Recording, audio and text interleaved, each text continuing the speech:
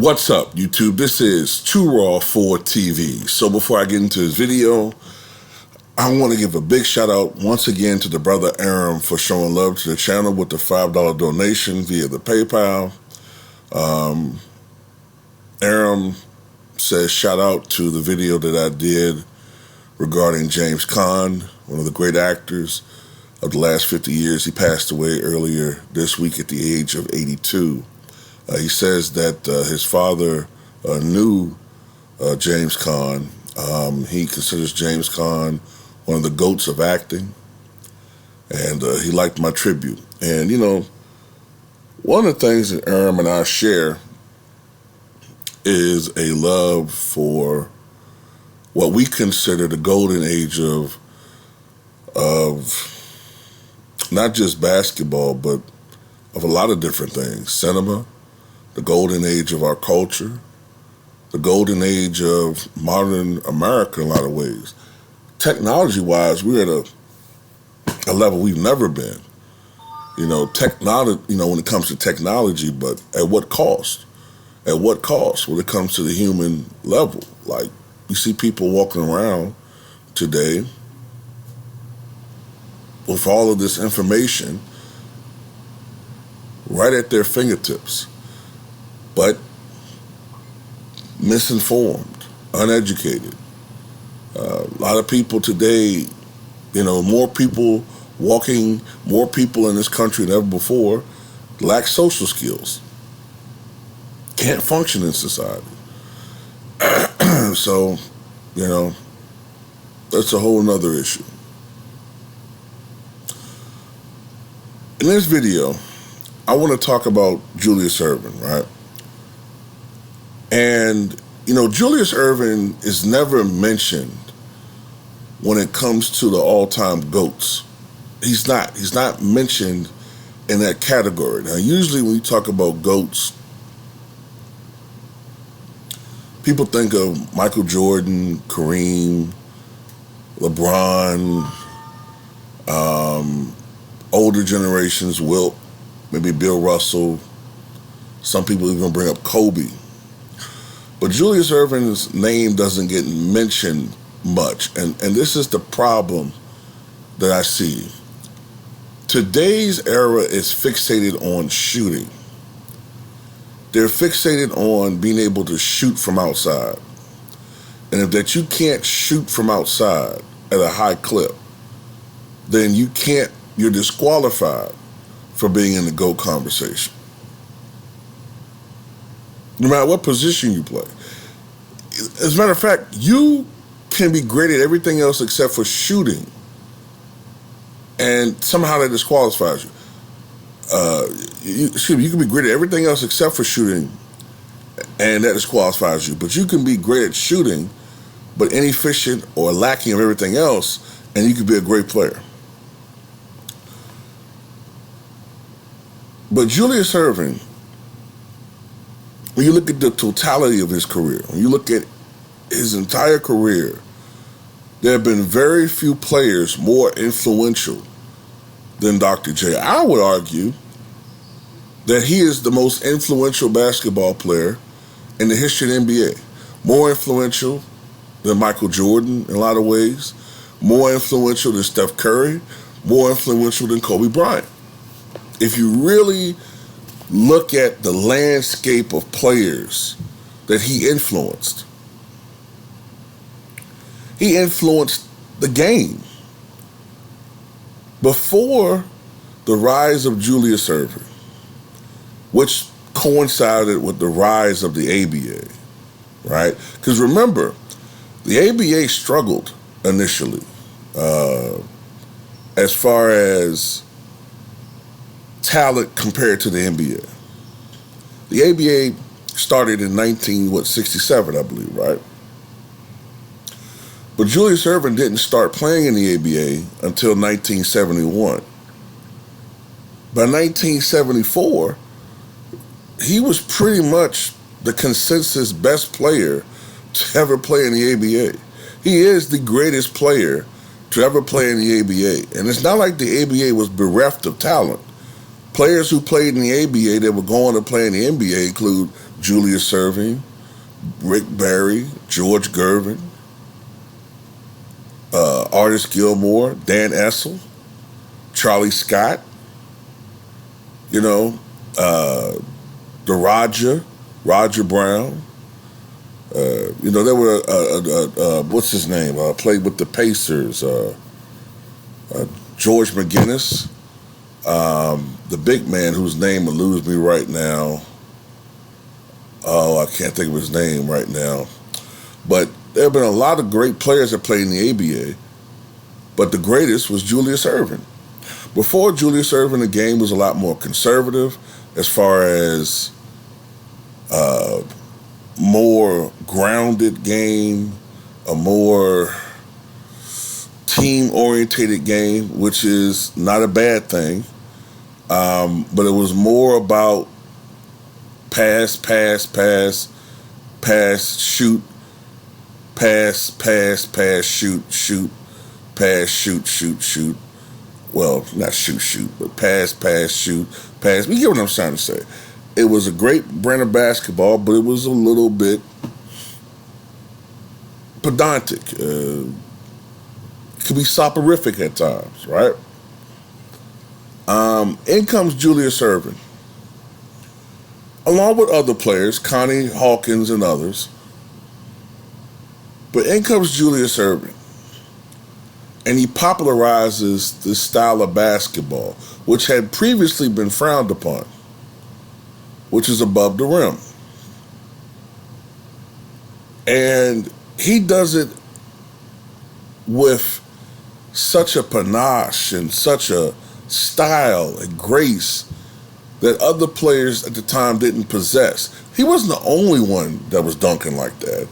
But when he did it, he seemed to hang in the air a little longer. He seemed to float more. He seemed to be more creative with his dunks. And this is something else that a lot of people don't understand. Not everybody can dunk the way that those guys did back in those days when you actually had trees down low, when you had actual bigs. It wasn't easy to dunk in game the way that you do in a dunk contest. It's much easier, obviously, to dunk in a dunk contest than it is to do it in a game. And then you have people in a dunk contest who need 57 tries to do it. But Julius Erving, he changed the way how players played, which people all of a sudden now wanted to go above the rim. People, you know what I'm saying? You had kids back then who were, trying to do exercises to strengthen their calves so they can jump in the air and dunk. Everybody wanted to dunk. This is what I'm trying to install and ingrain in younger people today about how my generation and before, we weren't mesmerized by shooting. That's your thing, and I respect it. But our generation, it was about the physicality and leaping and dunking and things of that nature. That was popularized greatly by the Dr. Julius Erving. Kids, look, shoes, Chuck Taylors and all those shoes gradually improved, and the way that these manufacturers, the way they marketed shoes was, hey, this shoe will help your game. Why? Because this shoe, even if it was bullshit, they would market the shoe and say this shoe will give you 2 or 3 extra inches on your vertical leap. Everybody wanted to dunk like Mike True, but before Mike, everybody wanted to be like Julius Erving.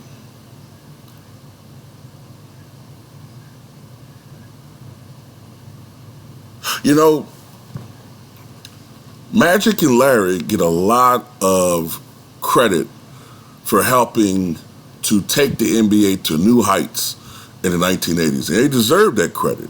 Michael took it to another level, but it was Magic, and Larry that did save the league and brought it to another level.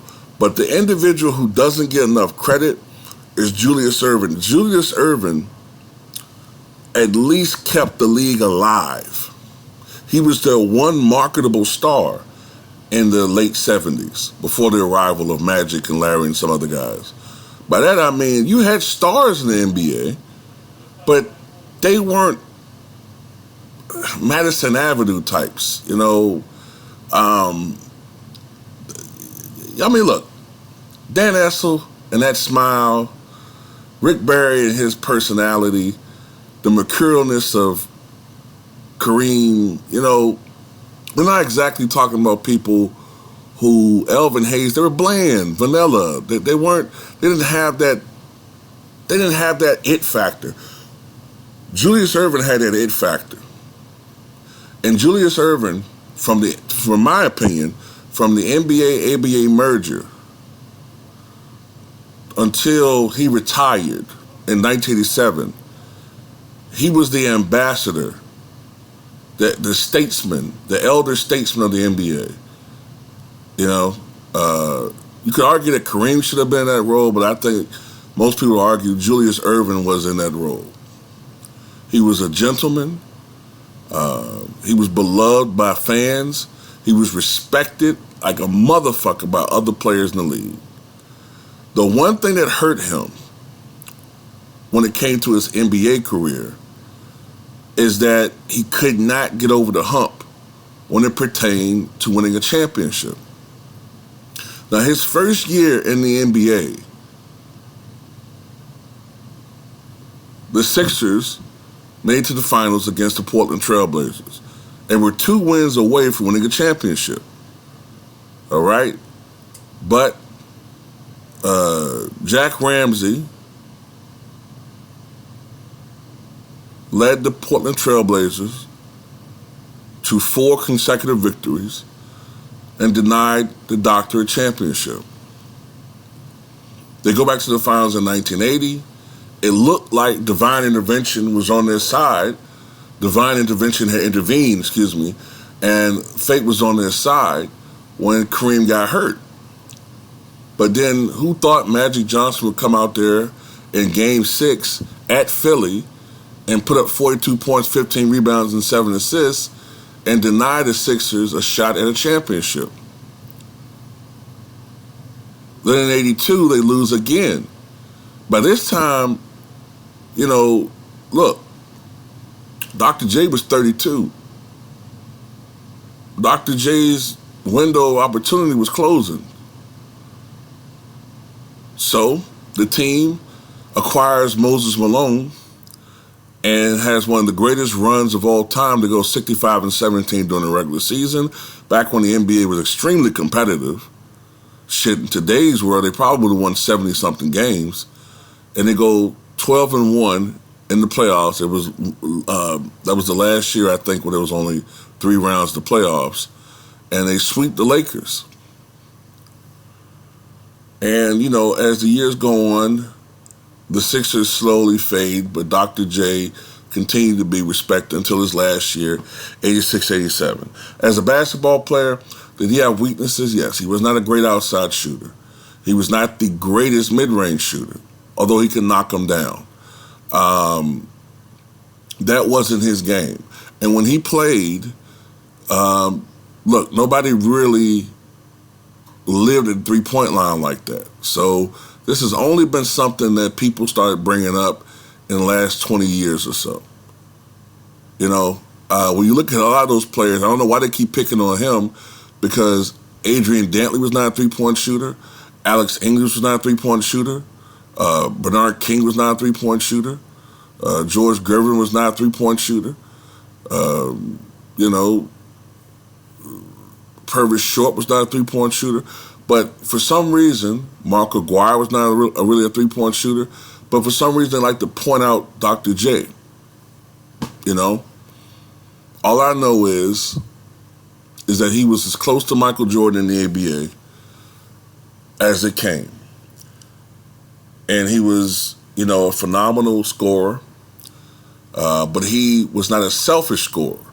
Generally because he had teams with other players, you know, other guys who could put the ball in the basket. So he he didn't have to go out there and take 25 shots a night, but he was efficient. He was 50% from the floor. He was a good foul shooter. He was a very underrated defender. This is a guy that was a stat sheet stuffer. When you look at his totality, when you look at his career in its totality, his numbers are very impressive. When you combine his ABA and NBA game, it's incredible. When you look at his overall resume, he was an NBA champion, a two-time ABA champion, a two-time ABA playoffs MVP, the MVP in the 1980-81 season, three-time ABA MVP, 11-time All-Star in the NBA, 5-time All-Star in the ABA. He was twice the NBA All-Star Game MVP, 1977 and 1983. Excuse me, 5-time All-NBA First Team, 2-time All-NBA Second Team, 4-time All-ABA First Team, All-ABA Second Team, 1972, ABA All-Defensive First Team, 1976, ABA All-Rookie First Team, 1972. He was a 3-time ABA Scoring Champion, the ABA Slam Dunk Champion. He won the J. Walter Kennedy Citizenship Award in 1983. His number 32 is retired by the Brooklyn Nets. His number 6 is retired by the Philadelphia 76ers. He's on the ABA All-Time Team. He's on the 35th, 50th, and 75th anniversary teams. All right. As far as his overall career is concerned, 30,026 career points, 10,525 rebounds, 5,176 assists, which translated to averages for his career of 24.2 points, 8.5 rebounds, and 4.2 assists per contest. So, and I believe, let me see if I can find some other stats I want to bring up. When it comes to blocks for his career, 71-72 in the ABA wasn't counted. But he's credited with 1,941 blocks. More than likely, he really had over 2,000, maybe close to 2,100 career blocks. Steals were not counted his first year in the ABA, but he had 2,272 career steals. If you added what his likely total was his first year, he probably had well over 2,400 steals. You know what I'm saying? His numbers are incredible. So yeah, when you really look at his overall numbers and what he accomplished in his career, not just as far as numbers and putting up stats, but he actually won a lot, especially in the ABA. He had one of the great teams in the NBA with the Sixers from the mid-'70s into the mid-'80s. Does he have a case to be the GOAT? Not NBA. But if you're talking basketball player, if you include the ABA, he has a case. He has a case. I would put Kareem Abdul-Jabbar number one, but if you're talking basketball, and if you're including the ABA, I think that Julius Erving is top 2-3 all time. If you look at his entire basketball career, not just the NBA, but the ABA as well. But anyway, that's just my opinion. Tell me what you guys think.